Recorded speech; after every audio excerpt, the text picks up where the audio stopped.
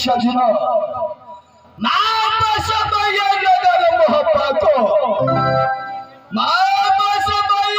नगर मोहब्बा को जो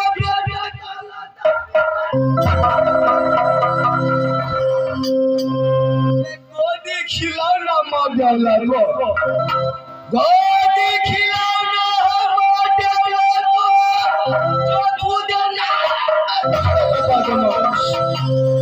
दो भाई का भैयारी राज मोहब्बा के अंदर में बड़े भैया को नाम अमर पति है जो भाभी को नाम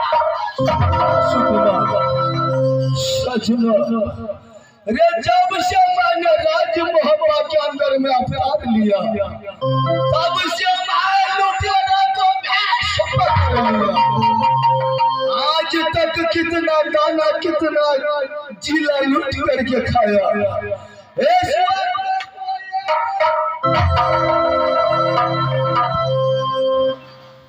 बैठे बैठे रुदल सिंह को बैठे बैठे रुदल सिंह को देहिया में अकड़ा लग गए जो बैठा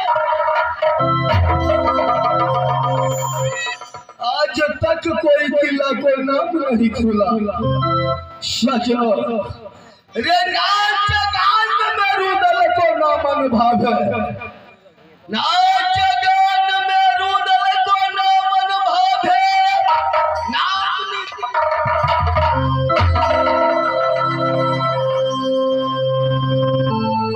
इस वक्त मेरा चंद्रहास तलवार खून का प्यासा है।